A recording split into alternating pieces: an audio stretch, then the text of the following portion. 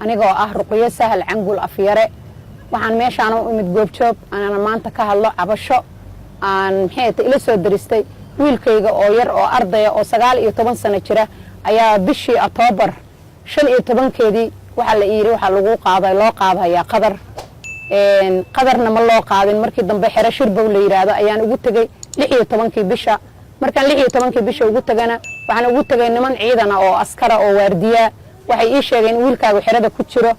loona qaadayo qadar aan loo qaadaynin qadar ay u socdo Eritrea oo askari dawladda uu noqonayo oo u sheegay waxa wiilkayga 19 sano u jira arday waaye maxay tahay anigu umana rabo askari hata qadar uma rabo askari Soomaaliya uma rabo cunugaygaan u baahanahay in xirada la iiga soo bixiyo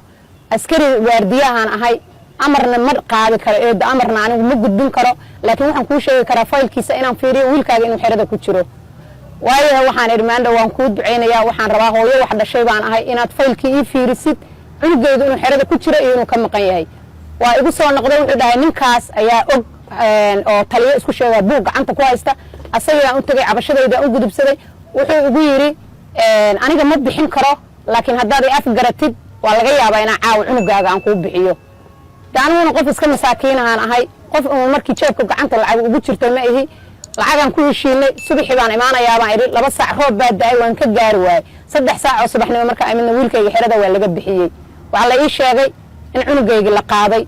ninkii aan weydiiyay oo ballantaan isla galnana markaan weydiiyay wuxuu yiri aniga askari waardiyahan ku suganahay cunugaagina meel la geeyay basaskaas aad u jeedid oo arday kale lagu qaaday wuxuu dhahay ilmahaas oo kale wiilkaagu la mid yahay basaskaasana lagu qaadaa ay gudbi baa iri ninka oo madaxda oo aad leedahay ninkii madaxda isagoo baabuur wato xirada ka soo baxay amarna wuxuu ku siiyay askartii anagoo dad tiro badan ilaa 50 qof oo meesha taagan in la xabadeeyo aysan xirada irida ka soo gali karinin anaguna awood maanaan lahayn waan isaga soo huleelan waan ka soo tagna laakiin hadda maanta waxa waay meeshan waxa ay keenay dhibaato wiilkayga 2 bilood iyo 15 bari iga maqan yahay hadal ma kaayo geeri ma hayo nolol ma hayo dawladda waxaan ka codsanayaa wiilkayga haddii dawladda gacanteeda ku jirana inay ila hadal siiyaan oo ii sheegaan meesha wiilkaygu ku nool yahay hadduuse dawladda gacanteeda ku jirana ee shakhsi u gacan galana mar labaad ayaan dawladda sharafta leh waxaan ka codsanayaa in maxay tahay ninka qofka shakhsiga ah anigu meeshaan magac ma ka sheegi karo ammaankayga awgeed waxaan loo sheegay waxaan la dhahay nin baa ilmihiina ka haystay lacag ku qaatay waxaan dawladda ka codsanayaa haddii maxay ahayd wiilkayga uu shakhsi gacanta ugu jiro iyo wiil la mid ah ilmahaas yaryarka waa 19 jir wiilkayga 19 jir jira agooniman ku soo kariyay dhibaato ku soo maray dawladda waxaan ka codsanayaa cunugayga meesha ku nool yahay shakhsi uu ku jiro gacantiisa inuu shakhsiga gacantiisa iga soo bixiyaan oo ila hadal siiyaan haddii shakhsiga gacantiisa ku jiro ee dawladdeena uu gacanta ugu jirana inay yiraahdaan wiilkaaga waa ku hadal siinayna waddankaasuna ku nool yahay dalku ku nool yahay dabaddu ku nool yahay intaas maanta ka codsanayaa 12 shalay waxaan taagnaa maxay taxalama hortiisa waan gali waayay waa la geyn waayay qofkan la amar uma qabo dhaay kuma gelin karo kama hadli karo ninkii oo magaca dawladda sheegto oo garanaya markaan la hadlana wuxuu leeyahay walaal arrintaas kama jawaabi karo aniga maanta halka waxa i keenay dhibaatada ay haysata cunugaygan geeriyo nolol anigu rafaad ku soo kariyay oo rasaastaada geedan ku soo dhaxkari shaadan ku soo kariyay oo ku soo kariyay inta ku soo adeeyay ma kori adeeray ma kori waxaan codsanayaa oo islaamka dhanka codsanaya qofkii maanta codkayga maqlaya in wiilkayga meesha la geeyo geeriyo nolol uu ii sheego waxa la yiri qadar markaan hadda maxay tahay noogu dambeysay maalinba uu kula soo hadli doona ayaan shalay website-yada waxaan ka arkay in ilma Eritrea lagu laayay oo geeriyo dhaawac laga keenay iyadana waxaan ka codsanayaa hadduu jira nool geeriyo nolol diyaar baan oo hadduu dhintay wiilkayga la yiraahdo wuu dhintay oo la iga samarsiiyo hadduu nool yahay wiilkayga noloshiisa meesha ku nool yahay la ila hadal siiyo intaas aan codsanayaa waxa weeye horta waxa weeye anigu cunugayga cunug yar buu ahaa ilmo yar arday oo ahaa ilmo kale ayaa waxay ugu sheekeeyeen qadar baa dhalinyaro loo qaaday 2018 waa tii ardan noocaas oo kala la qaaday oo hatta kuwaan ehl u ahay baa ku jiray saaxiibadiisa ku wada jira oo la soo hadlay oo meeshaas lagu qaadayaa la yiri markii la yirina dad kale oo ilmo kale u raacay oo group oo yiri niman odayaal oo oday dhaqameedya oo qoraayo dadka oo lacag ka qaadanayay ayuu yiri odayaashaas u raaca cunugayga aniga raallina kama ahayn askari qadarna raalli uga maayn askari Soomaaliya raalli uga maayn wuu qalin buuystay inuu ayaat xayaata ii gaaro oo biri aniga aan wax ka shirsadaan rabay laakiin maanta dhibaatadaas ay ugu dhacday aanay qadar waxba kama maqlin waxa la yiraahdaa Eritrea website baan ka arkay website-ka markaan ka aragnana oo dadkii weydiinana waxa la yiraahdaa xalama ilmo la keenay saasa xalana igu geysay dhaawac iyo dhimasho baa xalana yaala ama hayaala ama oo la cid kula hadlaysaaba ma jirto irida marka ka istaagtay askari baa taagan amar uma qabo kuma gudbin karo maxaa sameynaysaa marka shal qorraxda salbi 10 shal waan taagnaa xal maqribkii baan ka imid saakan sidoo kale dad baa waxay yiraahdeen shalaan galnay sidoo kale saakan sidoo kale u soo noqo sidaasan ku imid hadda idaacada Saciid Warsame Maxamed wiil baa iga maqan wiilkaas bishii 16 buu iga xarooday wuxuuna iga xarooday xirada maama Khadiijo qadar baa naloo qaadayaa buu yiri ka bacdina waxaan ogaanay wiilashayda inaan qadar la geyn ila tariyo waxa la leeyahay tariyo la geey waxa la leeyahay xarani ku xareysan yihiin waxa la leeyahay inta ku xareysan yihiin anaga walaac ilaahay heenkaas yacaaw inta ka dhaxlamaan naseexan mana aan harsan mana aan hoyan biyo ma cabno raashin ma cunno ma fariisano ma harsano maxaa la sheeg hadda kulli ala xaal dawladda waxaan ka codsanaynaa iyo ninkii ka haystay ilmaha waxaan ka codsanaynaa inay ilmaha iyaga meel noogu sheegaan geeri iyo nolol inay meel noogu sheegaan kuwa dhaawaca la sheegaya haday ku jiraan ay la tusaan haday dhinteen ay noo sheegaan haday nool yihiin meel hadlay joogaan ay nadhaan ay nala soo hadalsiiyaan oo wax dhashaan nahay dagaal baan ku soo korinay rabshaan ku soo korinay dib baan ku soo korinay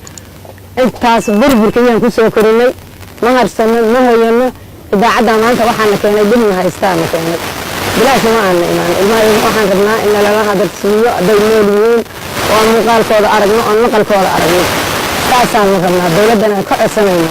ilmaha markii la ka qaaday waxaan la kaga qaaday wiilkayga asagoo guriga jiifa asagoo wiilkayga jiifa wiil telefoon u soo diray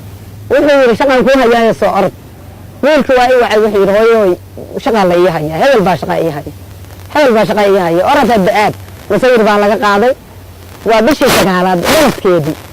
intaas uu noqonay bishii sagaalaadeen bishii tobnaad 16keedii uu noqonay 16kii yaa la yiri soo xarooday taasa wiilkayga lagu xareeyay qabad baa lagu qaadayaa lagu xareeyay ma wiil baa iga xareeyay oo dhaqameed aniga ma arkin lacag waa la iga qaaday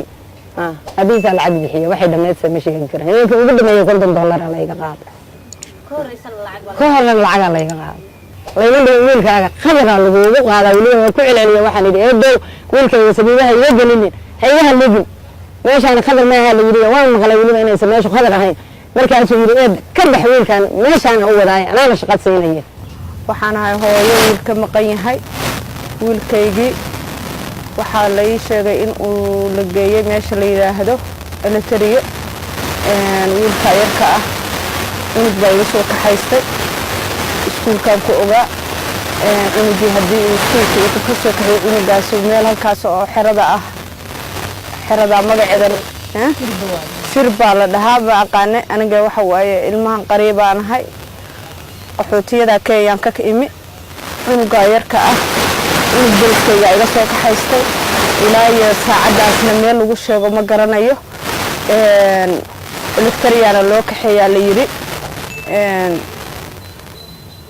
marka waxaan dawladda ka codsanayaa in unugayga yarka ah meeshii ay lagu og yahay in la soo sheego muxuu ahaa hooyo dhiban baan ahay saacada meel aan ku sheego ma garanayo dhimasho iyo nolol dadkii Kenya ka soo qaxay baan ahay marka unuga yarka baa iga maqan unuga waxaan dawladda ka codsanayaa caruur badan oo Soomaaliya oo dawada maqan baa jirta laakiin unuga caruurteeda waxaan rabnaa in loo soo sheego meel allaale meesha jiraan dawladda ka codsanayna waxaan ka cabanaynaa runtii ilmo yar oo muddo dheer naga maqnaa oo walaalaheeya oo Soomaali isku jira ay nooc meel walba degan yihiin gobol iyo caasimad iyo tuulo inta ka dhaxlay oo halkaas maaragtay isku keenay oo dawladda Soomaaliya ee tababar baan u qaadanaa in walba ninku saaxiibka leeyahay ilmo saaxiib leeyihiin leeyahay keena tababar baa idin qoraya xataa ilmihi waalidiintooda loo soo marinin waxaa jirta dhibaato fara badan oo waalidku ay la aamusnaayeen sida hadda dad badan ay ugu horeeyay ay sheegeen oo waalidku ka cabanin dhibaatada jirta aysan cidna u bandhigin awood aysan ahayn awood u hadlaysa aysan lahayn dabcan hooyo ilmaheeda ay ka maqan yihiin subax barqaa inta magaciisa la qoray register laga dhigay la iska qaatay oo maaragtay la iska fogeystay dadna contactigi laga xiriiray laga reebo yani telefoonadii laga reebo la telefoonada iska reebo oo macni meel laga xiriiray la garanaynin runtii dhibaatada waa garan kartaa aniga waxa iga maqan in la hadlayo walaalkay la dhashay oo 18 sano jir ayaa la qaatay sababta loo qaatay la hadda ma cadeyn karno ma sheegi karno waxa weeyaan horta waxa caqabada koobaad waxay tahay cunugaaga haba la qaato amar la'aan ha la qaato waalidka la weysin hooyaan loo sheegin aabbayn loo sheegin ilmo saaxiib kala ah buu waday meesha soo geeyay maartay ma taqaana haduu geeyana waa soo geeyay cunugiisa wax barqaad hooyo shaqa leeyahay shaqada waxa maxay hooyo shaqa qadar leeyahay ilmo waxa jirta la qaado oo qadar loo qaaday oo horay lacag lagu soo diray soo diranay jirta maarta qadar tirkeeda dadku waa hoosaasisay in Soomaalidu hoosaasiskan aysan ka fiirsan oo ku fududaan iyaga dhan ay ku fududaadeen oo waxa anaga dhameeshana dhig oo dhibaatada meesha anaga dhigto weeyaan marka koowaad horta ka codsanaa dawladda Soomaaliya horta arrin ay og tahay ay miisa ogaanin arrintan in dawladda ka cagajido oo carruurtooda maqan yihiin hadii anaga dhalinyarta soo baxday kullu inta la qaaday xabsi ruuga wax dhintay iyo wax tasabay iyo wax la qariyo laga wadiyo yaa u saaraa dalkan yaa dawlad u tihiin yaa madax loo yahay weeyaan yaa maartay yaa maamul loo yahay wadibka jirta waxay taan haysato hooyada hameen maalmo seexato cunugba meel gudaha dilo waxay leedahay cunuga dilo asagi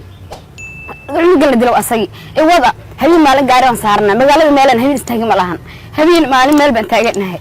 marka dhibtan ugu daran waxay tahay in dad waalidka inta laga qaaday waalidka in laga qaaday la garin meel la geeyay hooyo cunuga maqan yahay war konta jir baa la raadiyaa cunug toos dad sano jiro oo la qaaday subax barqa oo waalidka meel koogan qiyaas dhibka u leeyahay garanaysiin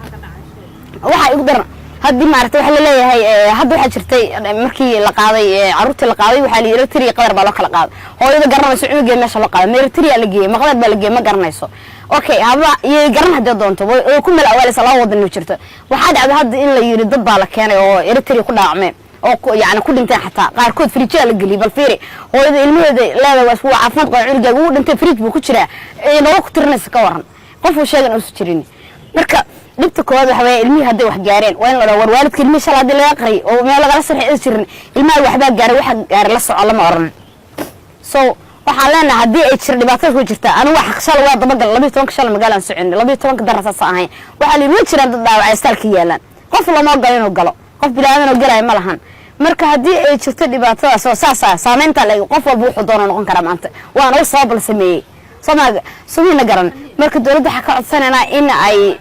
ay dawladdu waxaan ka rajaynaynaa inay noo cadayso carruurteen meel ku maqan yihiin oo ka sababta ku dhaawacmeen cid garanaysa ma lahan waxa ku dhaawacmeen qarax baa la kacay mawr baa la gudoomay ma sabab kala loo dilay ma dagaal bay galay cid garanaysa ma lahan okay dhaawacdi waa la soo qaaday dhaawacdi waa la soo qaaday meedkii fridge buu ku jiraa ma ku gudho hooyo cunugeedu maqan yahay maxay dareemay inay waalata waxaan baa u dhima awood ma laha ilaa kalate awood kale ma lahan marka waxa in ka codsanaynaa please dawladdu waxa ka codsanaynaa iyo cid arrintaas ku awood leh waxaan ka codsanaynaa inay ilmahaygeena la hadal siiso oo noo sheegto haday nool yihiin ay noo cadeyso haday dhintaan noo cadeyso soo loo bilood waxa lagu aamusan dadka qaar waxay sheegaan loo bilood haday aamusnaadaan in loo bilood kadib la soo harsinaa dadka qaar kood sababta waalidku aamusnaayeen inta ka badan marka la aamusnaa in dad dhintay la qariyo iyo dad dhaawac la qariyo arrin ka aamusan ma aha wax laga aamus karna ma aha marka waxa leenahay ilmahaas hadii ay nool yihiin aan la cadeey haday soo nooleen aan la cadeey ila awood kale horta shacbaan anaga leenahay ma jirto marka sida saana ka codsanna walaalkeena in lagu sheegay insha Allah Ilaahay ka rajeynaya subhanahu wa ta'ala isaga inta la midka بعد كل هذا الخراب لم تعد هذه المدينة صالحة للعيش لقد أتت الحرب على جميع مفاصلها ودب الشلل فيها صدوق كذيب يا معود ما تملون ما تستحون كافي كذا بخلي العالم تعيش